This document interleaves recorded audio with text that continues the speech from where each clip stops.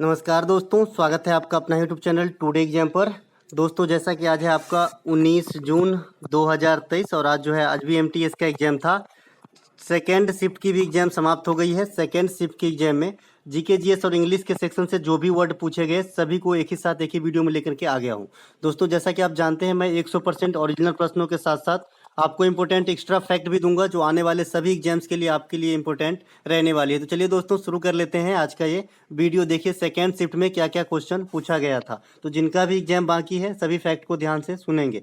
पहला एक प्रश्न पूछा गया था कि केरल के किस नृत्य शैली में स्वांग या मुखौटा बदल बदल कर पहना जाता है। ठीक है, तो ऐसे नृत्य शैली जैसे कि आपको ऑप्शन दिया गया था, ऑप्शन में था कथकली, मोहिनीअट्टम, भरतनाट्यम, इस प्रकार से ऑप्शन में दिया गया था। तो कोई विशेष बात नहीं है, ऑप्शन आप जो है एलिमिनेट कर सकते थे। तो यहाँ पे राइट आंसर जो है आपका कथकली हो जाएगा। कथकली और मोहिनीअट्टम दोनों केरल का है, तो इनमें थोड़ा सा कंफ्यूजन था, लेकिन कथकली राइट आंसर है। कथकली नृत्य शैली में मुखौटा का भी इस्तेमाल किया जाता है, तो ये बात भी ध्यान रखेंगे। साथ ही साथ मैंने मोहिनीअट्टम में बता रखा है कि लॉर्ड विष्णु की जो है इसमें पूजा होती है, तो ये भी आपको ध्यान रखना है, मतलब मोहिनीअट्टम के रिगार्ड में। इसके अलावा भरतनाट्यम के रिगार्ड में क्या याद रखना है, भगवान शिव की आराधना इस नृत्य में होती है ऐसा माना जाता है, क्योंकि नटराज स्वरूप जो प्रतिमा है ये इस नृत्य को दर्शाता है। साथ ही साथ जो भरतनाट्यम है ये तमिलनाडु का शास्त्रीय नृत्य है, सबसे पुरानी शास्त्रीय नृत्य है, इसे अग्नि नृत्य भी कहा जाता है और इनके 3 मुख्य स्टेप होते हैं। तो ये सभी के सभी बात ध्यान रखना है।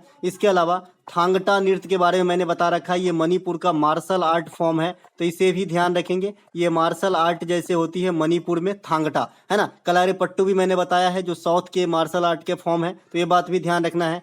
केरल में एक कुमती डांस भी होती है जो मुखौटा लगाकर की जाती है, हालांकि ऑप्शन में नहीं था। अगर फोक डांस की बात करेंगे तो फिर कुमती हो जाएगा केरल के अंदर, और क्लासिकल डांस के अंदर मुखौटा की बात कर रहा है तो यहाँ पे कथकली हो जाता। ठीक है, एक युद्ध या मुखौटा नृत्य ही इनका नाम है जो आपका अरुणाचल प्रदेश में होता है। अरुणाचल प्रदेश में दोस्तों आपका लोसार भी होता है, मोपिन भी होता है और सालुंग भी होता है। ये सभी के सभी फेस्टिवल जो है अरुणाचल प्रदेश के हैं, ये चारों, तो इनको भी ध्यान रखेंगे, युद्ध, लोसार, मोपिन और सालुंग। देखिए लोसार जो है अरुणाचल प्रदेश के अलावा हिमाचल प्रदेश और लद्दाख में भी मनाया जाता है।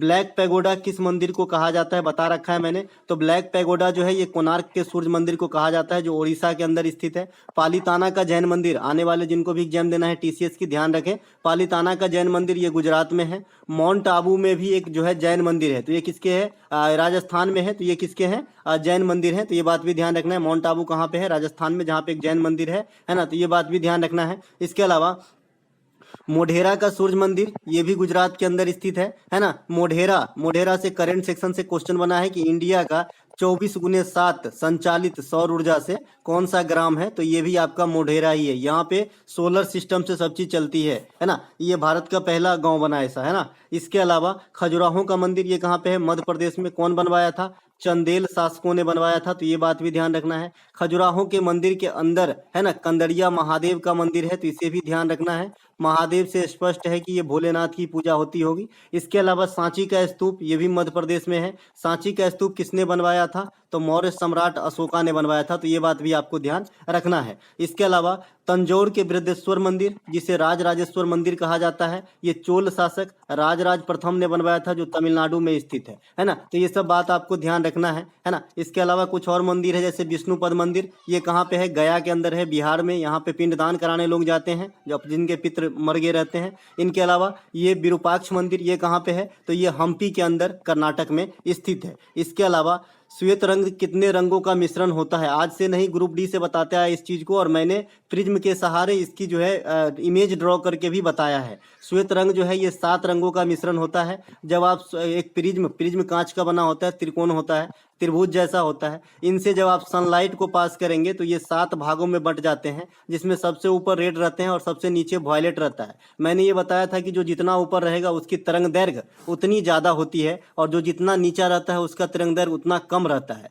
इस हिसाब से तरंग दैर्घ्य और प्रकीर्णन में मैंने रिलेशन बताया था कि जिसकी तरंग दैर्घ्य ज्यादा होगा उसका प्रकीर्णन कम होगा, और जिसका तरंग दैर्घ्य कम होगा उसका प्रकीर्णन ज्यादा होगा। इसीलिए आपका खतरों का सिग्नल लाल रंग से ही क्यों बनाई जाती है, इसलिए इसलिए क्योंकि इसका प्रकीर्णन कम होता है, तरंग दैर्घ्य ज्यादा होता है। ठीक है, तो यहाँ पे कई सारे क्वेश्चन के आंसर है आपके पास, है ना। अब ऐसा नहीं कि लाल के बाद जो आएगा उसकी थोड़ा इसके लाल से कम तरंग दैर्घ्य होगा, फिर इसके नीचे जो आएगा उससे थोड़ा कम होगा, और सबसे कम होगा बैगनी का। तो बैगनी के जैसा ही आपका आसमानी रंग मिलता है, इसीलिए आसमानी का भी तरंग दैर्घ्य कम होता है। ठीक है, चलते हैं आगे। अगला जो हमारा फैक्ट है ये है कि लाल रंग जो है, यहाँ पे यही चीज मैं बता रखा हूँ कि लाल का तरंग दैर्घ्य सबसे अधिक और बैगनी का सबसे कम होता है। यहाँ पे आप रिलेट कर सकते हैं प्रकीर्णन को, जो जस्ट इसका उल्टा होता है, व्युत्क्रमानुपाती होता है। प्रकीर्णन सबसे कम हो जाएगा लाल का और सबसे अधिक हो जाएगा बैगनी का। इसके अलावा मैंने दो चीज और बताया है ऐसे रिलेट करने के लिए, चालकता और प्रतिरोधकता, है ना। चालकता और प्रतिरोध जिसकी अधिक होगी,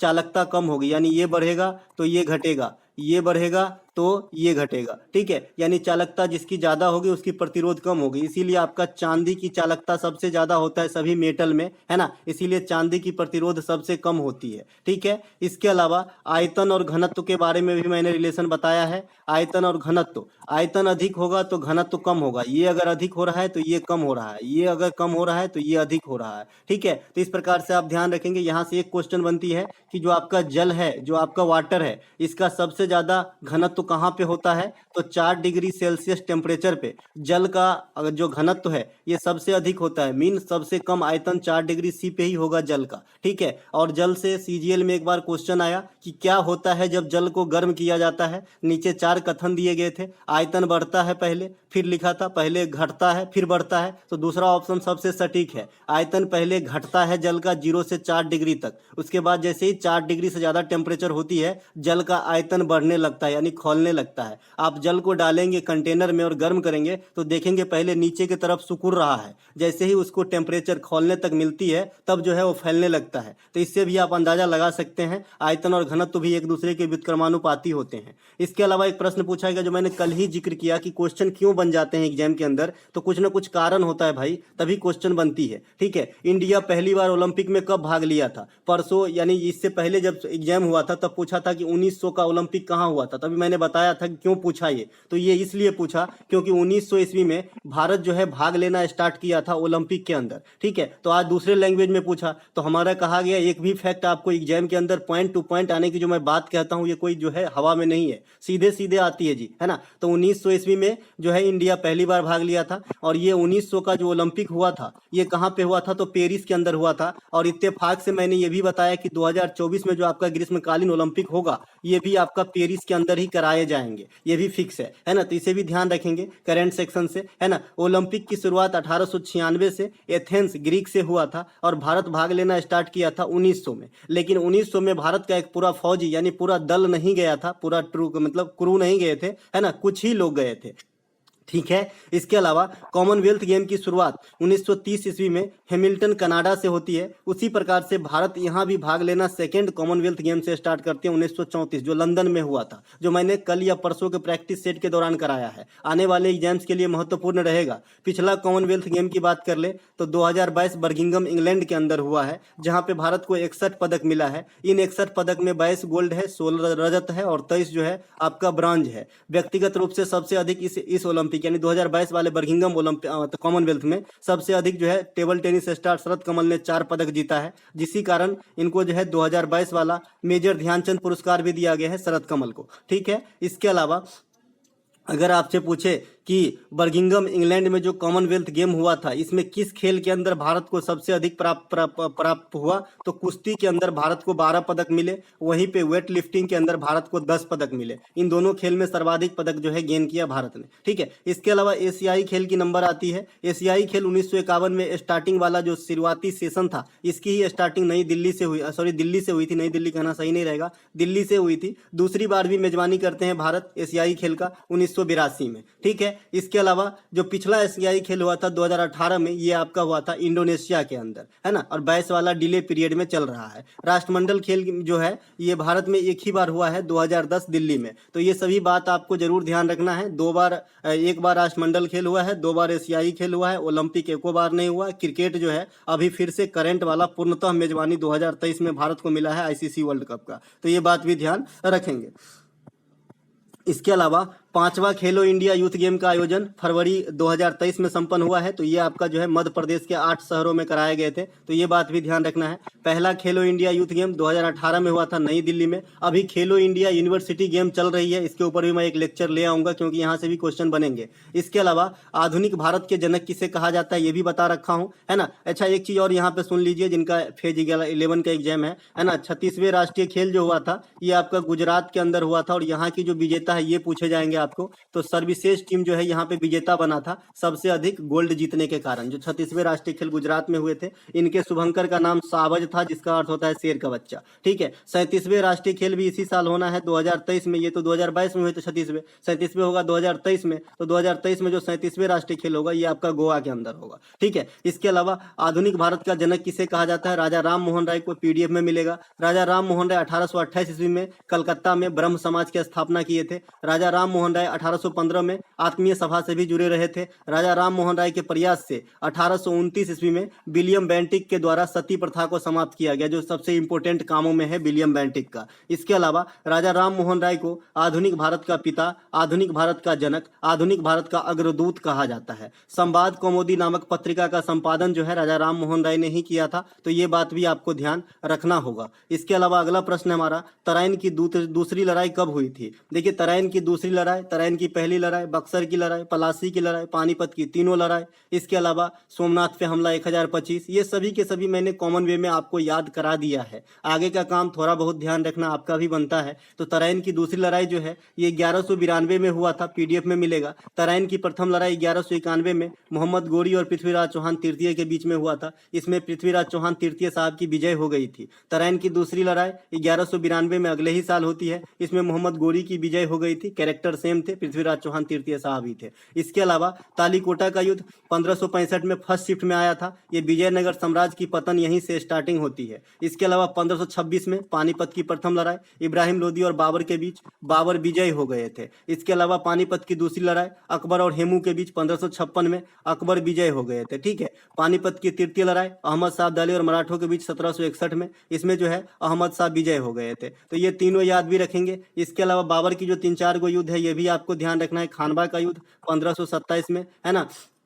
इसके बाद जो है बाबर का खानवा का युद्ध हो गया। पानी पियो, पानीपत, पानी पियो, खाना खाओ, चाय पियो, घर जाओ। फिर चंदेरी का युद्ध हो जाएगा आपका 28 में, और 1529 में आपका घाघरा का युद्ध हो जाएगा। तो ये दोनों बात ध्यान जरूर रखेंगे, है ना। तीनों चारों जो बाबर का युद्ध है, बाबर को कलंदर कहा जाता था। बाबरनामा के लेखक बाबर खुद हैं, जो आपका तुर्की भाषा में लिखे थे। इसके अलावा पलासी का युद्ध 1757, है ना, अंग्रेज की तरफ से रॉबर्ट क्लाइव और बंगाल का नवाब। बक्सर का युद्ध 1764, इधर से त्रिगुटी सेना, उधर से अंग्रेज हेक्टर मुनरो थे अंग्रेज के तरफ से, है ना। और इधर से त्रिगुटी सेना कौन, अवध के नवाब, बंगाल के नवाब और मुगल बादशाह के सेना। फिर भी जो है जीत किसकी हुई थी, मुनरो की हुई थी। एक अगला प्रश्न पूछा गया, सोमनाथ मंदिर को किसने लूटा था। भाई ये कोई छुपी हुई बात है। सोमनाथ मंदिर पे कई बार आक्रमण हुए, लेकिन जो 1025 की ऐतिहासिक आक्रमण हुए ये काफी इंपोर्टेंट रहा, तो मोहम्मद गजनी, है ना। प्रसिद्ध सोमनाथ मंदिर कहाँ पे है, तो ये आपका गुजरात के अंदर स्थित है सोमनाथ का मंदिर। इसके अलावा एम.एस. गोपाल कृष्णन किस वाद्य यंत्र से संबंधित है,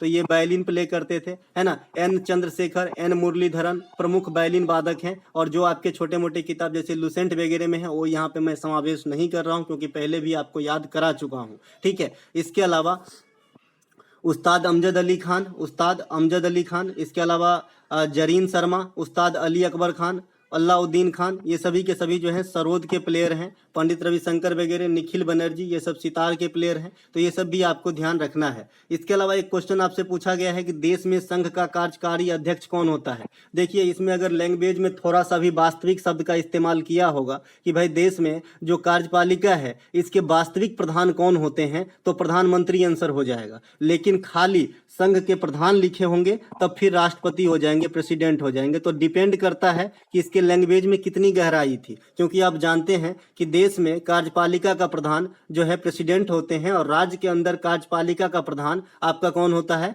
राज्यपाल होता है, गवर्नर होता है। लेकिन अगर वास्तविक प्रधान की बात करें, जो इस पावर का यूज करता है, तो ये प्रधानमंत्री है। और राज्य के अंदर भी वास्तविक प्रधान की बात करें तो मुख्यमंत्री हो जाता है। तो डिपेंड करता है कि इसकी ओरिजिनल लैंग्वेज क्या था। इसके अलावा पादपों का सबसे जटिल उत्तक कौन सा होता है। देखिए भैया, मैंने बता रखा है और याद करने की ट्रिक भी बता रखे हैं कि पादपों के 2 जटिल उत्तक होते तो बहुत सारे हैं, लेकिन इसको ज्यादा जटिल में गिनती दिया गया है। एक तो आपका जाइलम होता है और एक आपका फ्लोएम होता है। जाइलम जौ से जल, है ना, जौ से xylem. Fosse phloem, Fosse food, यानी जाइलम से जल का जो है प्रवाह होता है पादपों के अंदर, और फ्लोएम से फूड यानी खाना और पोषक तत्व की जो है प्रवाह होती है। इसके अलावा प्लांट कोशिका में सेल वाल पाई जाती है, कोशिका भित्ति पाई जाती है, जो आपका एनिमल में नहीं पाया जाता है ना। सेल वाल किसके बने होते हैं ये भी बता रखा हूं, तो सेलुलोज के बने होते हैं, ये बात भी ध्यान रखेंगे। इसके अलावा पौधों में शोषण कहाँ से होता है, तो हरा भाग से होता है। हरा भाग कहने का मतलब पत्ती से होती है। पत्ती में क्या होती है, रंध्र होती है। रंध्र को अंग्रेजी में क्या कहते हैं, स्टोमेटा कहते हैं। यहीं से आपका जो है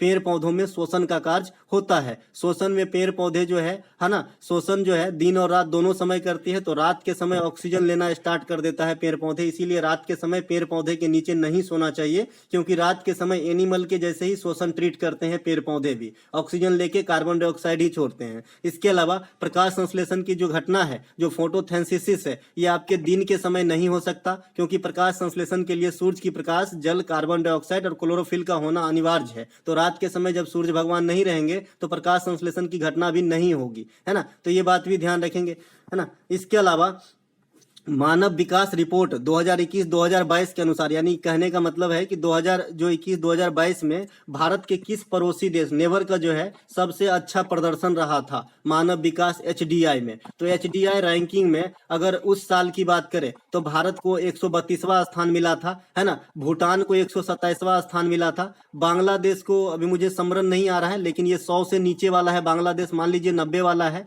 और श्रीलंका को 73वां स्थान मिला था, है ना। तो भैया इन सभी को देखते हुए श्रीलंका राइट आंसर करना पड़ेगा। श्रीलंका की सबसे कम रैंकिंग थी, जिसकी जितनी कम रैंकिंग होती है उतना अच्छा प्रदर्शन माना जाता है। 2021-2022 में श्रीलंका की जो HDI में रैंकिंग थी ये 73वां था। तो राइट आंसर इन तीनों देशों के अनुसार, क्योंकि भूटान का 127, बांग्लादेश को 100 से नीचे है, लेकिन 73 से ज्यादा है, मुझे जितना कंफर्म है ना। तो श्रीलंका राइट आंसर हो जाएगा, और भारत को 132वां स्थान मिला था, ठीक है। उसी के बाद श्रीलंका में क्राइसिस हो गया, जैसे कि आप जानते हैं, राष्ट्रपति वगैरह सबको पद छोड़ना पड़ा था। तो पता नहीं इतना जल्दी क्या उलटफेर हो गया वहां पे। इसके अलावा श्रीलंका इन तीनों ऑप्शन के हिसाब से टॉप पे, ये मैंने लिख रखा है अपने भाषा में, ताकि आप आंसर समझ सको कि क्यों हुआ श्रीलंका आंसर। इसके अलावा श्रीलंका से कुछ क्वेश्चन आपको आ जाता है एग्जाम में, जैसे श्रीलंका कब आजाद हुआ था, ये CGL में 3 बार तो मैंने खुद ही अटेंड कर चुका है। तो 4 फरवरी 1948 को श्रीलंका आजाद हुए थे अंग्रेज के चंगुल से। इसके अलावा श्रीलंका में हम्बन टोटा बंदरगाह है, एलिफेंटा पास है, एलिफेंटा की गुफा जो है महाराष्ट्र में है, एलिफेंटा पास श्रीलंका में है ना। इसके अलावा श्रीलंका द्वीपीय देश है, श्रीलंका में सिंहली भाषा और तमिल भाषा बोली जाती है, सिंहली और तमिल। श्रीलंका और भारत के बीच जो सीमा रेखा है, पाक जलडमरू मध्य, राम सेतु और आपका जो है मन्नार की खाड़ी। तो ये तीनों बात ध्यान रखेंगे। इसके अलावा एक प्रश्न आपसे पूछा गया है कि ट्रांसजेंडर के लिए मान्यता प्राप्त जनगणना कब स्टार्ट हुआ था। देखिए, जहां तक मेरी नॉलेज जा रहा है कि जो ट्रांसजेंडर के लिए इस बार आम रूप में, जैसे आप एक मतलब महिला और पुरुष को इंक्लूड करते हो, ऐसे ट्रांसजेंडर को जो दर्जा दिया गया है, ये 2021 में जो जनगणना अंडर प्रोसेस है, इसमें ऐसी बात करी गई है कि भाई इनको भी पूर्णतः दर्जा दिया जाए, इनको भी गिनती किया जाए, है ना। इससे बताइएगा कि इसके ऑप्शन में क्या क्या थे, है ना। इसके अलावा काफी दूर का था क्या, या फिर 2011 का भी था क्या, है ना। इसके अलावा ए डैम ऑफ डजन इंग्लिश में एक फ्रेज पूछ लिया गया है आपसे, इडियम एक्चुअली, है ना। तो ये आपका पूछा है, इसका मतलब होता है एकदम साधारण, एकदम सिंपल। ऑर्डिनरी ऑप्शन में हो सकता है, ऑर्डिनरी जो है, ऑर्डिनरी, इसका भी मीनिंग एकदम सिंपल होता है, सिंपल का भी मीनिंग एकदम सिंपल होता है। तो ये डैम ऑफ डजन का मतलब होता है ज्यादा लहक चहक नहीं, एकदम मतलब नपी तुली सिंपल होना, है ना, सादा होना, है ना। इसके अलावा अगर मान लीजिए इसमें कोर्स भी ऑप्शन में है, COARS, कोर्स, इस प्रकार से। तो कोर्स मतलब भी घटिया होता है, जो ज्यादा नवीन न हो, पुरातन टाइप का हो, घिसा पिटा हो, तो उसे भी ये डैम ऑफ डजन कह सकते हो। तो डिपेंड करता है कि सबसे नजदीकी मीनिंग क्या था इनके ऑप्शन में। इसके अलावा निम्नलिखित में से कौन सा अनुच्छेद एडवोकेट जनरल से संबंधित है। मैंने आपको बता रखा है कि जिस प्रकार से केंद्र में अटर्नी जनरल ऑफ इंडिया होता है, अटर्नी जनरल ऑफ इंडिया, उसी प्रकार से किसी भी राज्य के अंदर उस राज्य के लिए एडवोकेट जनरल, है ना, होता है ना। ये सबसे बड़ी कानूनी अधिकारी होती है। राष्ट्र स्तर पे एडवोकेट जनरल ऑफ इंडिया, और जो राज्य स्तर पे एडवोकेट जनरल, ठीक है। तो जो एडवोकेट जनरल यानी महाधिवक्ता कहते हैं इसे, महाधिवक्ता, आप जानते हैं ना, वकील को एडवोकेट कहते हैं, है ना। तो उसी से बना है ये। तो यदि महाधिवक्ता कहा जाता है, तो राज्य के अंदर महाधिवक्ता की जो आर्टिकल है 165 है, इसकी नियुक्ति कौन करते हैं,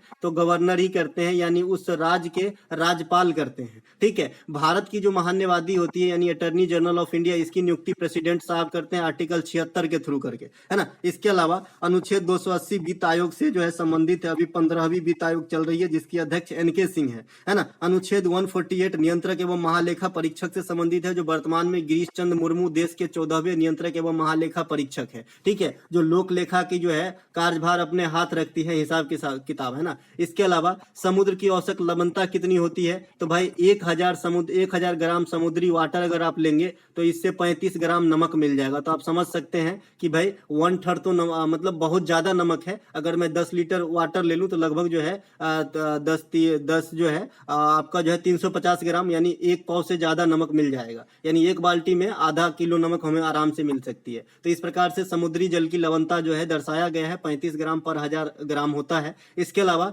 मानचित्र पर दो समान लवणता वाले जोड़ने वाली रेखा को आइसोहेलाइन रेखा कहते हैं, तो ये बात भी ध्यान रखना है। समान गहराई वाली रेखा को आइसोबात कहते हैं, तो ये बात भी ध्यान रखना है ना। समान गर्म वाले रेखा को आइसोथर्म कहते हैं, नाम से स्पष्ट है, थर्म मतलब गर्मी होता है ना, तो ये भी ध्यान रखना है ना। समान वर्षा वाले रेखा को मिलाने वाली लाइन को कंटूर लाइन कहते हैं या आइसोहाइप्स कहते हैं। देखिए ये बड़ा ही क्लूटी क्वेश्चन है, अगर वर्षा वाला पूछता है आपको कि मानचित्र पे दो समवर्षा वाले स्थान को मिलाने वाली रेखा, मान लीजिए ये रेखा है, तो इस रेखा को या तो कंटूर कहिए या फिर आइसोहाइप्स कहिए, ठीक है, आइसोहाइप्स, हाइट नहीं कहना है, आइसोहाइप्स, ओ माफ कीजिएगा, समान ऊंचाई वाले को आइसोहाइप्स कहा जाता है, ठीक है, समान ऊंचाई वाले को आइसोहाइप्स कहा जाता है और समवर्षा वाले को आइसोहाइट कहते हैं, ठीक है। तो हाइट से आपको लगता होगा कि ऊंचाई वाला है, लेकिन जी नहीं, आइसोहाइट रेखा जो होती है वो समवर्षा को दर्शाता है, जिसे कंटूर भी कहते हैं, और सम ऊंचाई वाले को दर्शाने के लिए आप आइसोहाइप्स का इस्तेमाल करते हैं। ये लॉजिकली क्वेश्चन है, इसीलिए बताना उचित समझा, नहीं तो हाइट देख के बच्चे सम ऊंचाई मतलब हाइट मतलब ऊंचाई, तो हाइट वाला मार देगा, जो गलती हो जाएगा, जो वर्षा के लिए है, ठीक है। इसके अलावा हाथी मृत्यु रिपोर्ट, हाल में ही किस राज्य ने हाथी मृत्यु रिपोर्ट का जो है उजागर किया है या फिर परीक्षण किया है, इस प्रकार से क्वेश्चन आया था, तो तमिलनाडु अगर ऑप्शन में है तो तमिलनाडु राइट आंसर हो जाएगा। इसके अलावा स्ट्रगल होता है ना, स्ट्रगल मतलब जूझना किसी भी परिस्थिति से, तो इसका आपका सिनोनिम पूछा गया है, तो बैटल हो जाएगा, कॉम्बेट हो जाएगा, है ना। तो ये सब जो है आपका आज के सेकेंड शिफ्ट में पूछा गया था। तो मिलेंगे हम अगले शिफ्ट के वीडियो में, तब तक के लिए जय हिंद।